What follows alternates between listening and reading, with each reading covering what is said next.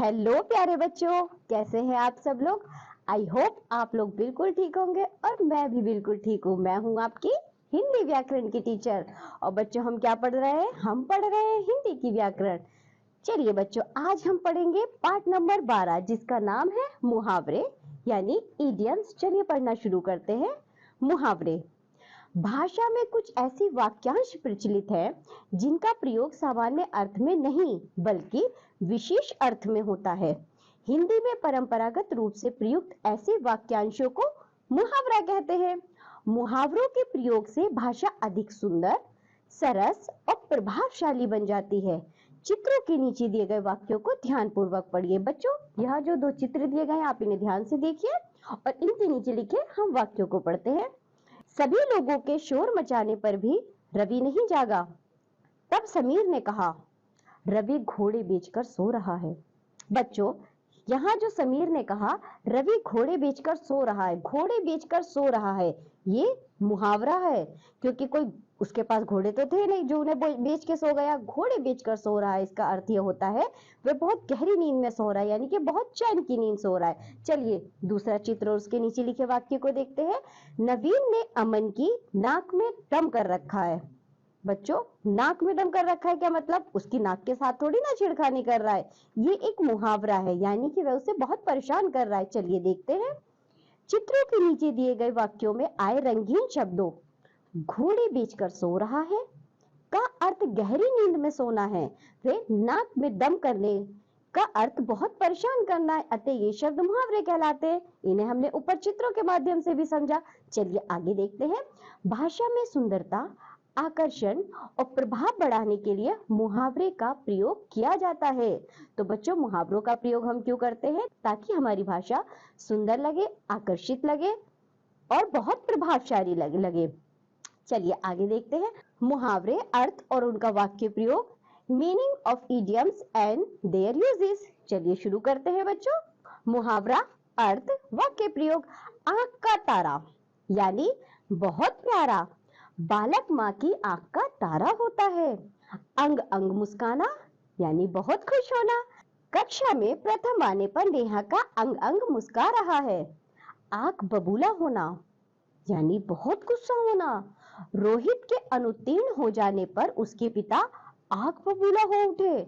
अंगूठा छाप होना यानी निरक्षर होना, अनपढ़ होना। प्राहे अंगूठा छाप लोग जीवन में पिछड़ जाते हैं, इसलिए बच्चों शिक्षा बहुत जरूरी है। आप लोग बहुत अच्छे से पढ़ाई करिए, आपको अंगूठा छाप नहीं रहना है। अंधे की लकड़ी यानी एकमात्र सहारा, प्रदीप अपने माता पिता के लिए अंधे की लकड़ी है, इसलिए वह हर समय उनके साथ रहता है। आस्तीन का सांप यानी धोखेबाज या विश्वासघाती। मैं परमेंद्र को अपने भाई की तरह समझता था, लेकिन वह तो आस्तीन का सांप निकला। आंख दिखाना यानी क्रोध करना। जब धीरज नकल करता हुआ पकड़ा गया तब अध्यापक ने उसे आंख दिखाई। अक्ल पर पत्थर पड़ना यानी बुद्धि भ्रष्ट होना। कई बार समझाने पर भी विवेक पढ़ता लिखता नहीं है, उसकी तो अक्ल पर पत्थर पड़ गए। अंगूठा दिखाना यानी साफ मना कर देना। जिन्हें मैं अपना पक्का मित्र समझता था उन्होंने काम पड़ने पर मुझे अंगूठा दिखा दिया। आग में घी डालना यानी क्रोध को बढ़ावा देना। पिताजी मुझसे पहले ही नाराज थे, तुमने मेरी शिकायत करके आग में घी डाल दिया। ईद का चांद होना यानी बहुत दिनों बाद दिखाई देना। जब से निशांत फेल हुआ है वह तो ईद का चांद हो गया है। अंगुली पर नचाना यानी अपनी इच्छा के अनुसार चलाना। रमाकांत की पत्नी उसे उंगली पर नचाती है। कान पर जूना रेंगना यानी ध्यान न देना। उदित को सब पढ़ने के लिए समझाते रहते हैं, लेकिन उसकी कान पर जू नहीं रेंगती। कान भरना यानी झूठी शिकायत करना। कुछ लोग दूसरों के कान भरकर झगड़े कराते रहते हैं। खून पसीना एक करना, अत्यधिक मेहनत करना। कुछ लोग अपना पेट भरने के लिए भी खून पसीना एक कर देते हैं। कलेजे पर सांप लौटना यानी बहुत ईर्ष्या होना।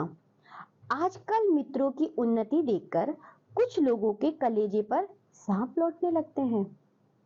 खरी खोटी सुनाना यानी बुरा भला कहना। सेठ जी जरा सा भी नुकसान होने पर अपने नौकरों को खरी खोटी सुनाने लगते हैं। उल्लू सीधा करना यानी स्वार्थ पूरा करना। शेखर भोले लोगों को बहला फुसलाकर अपना उल्लू सीधा करता है। दांतों तले उंगली दबाना यानी आश्चर्य करना। नट के करतब देखकर सभी लोगों ने दांतों तले उंगली दबा ली। खिल्ली उड़ाना यानी हंसी उड़ाना।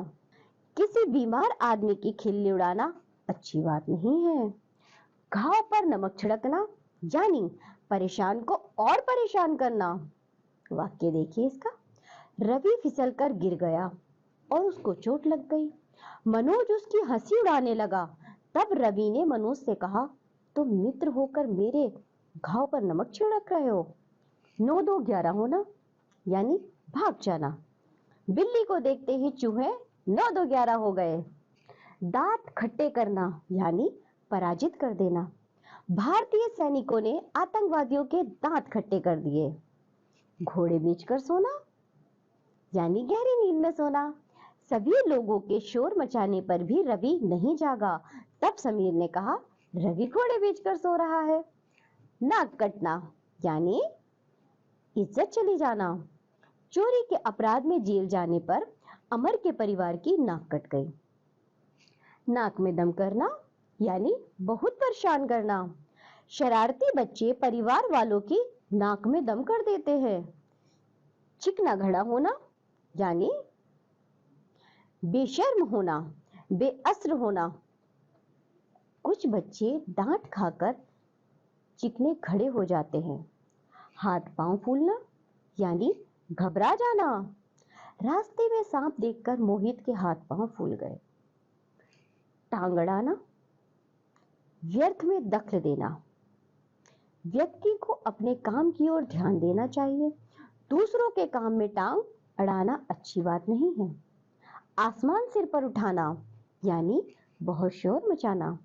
माता पिता के घर से बाहर जाने पर बच्चों ने आसमान सिर पर उठा लिया। बच्चों, ये पाठ यहीं समाप्त होता है।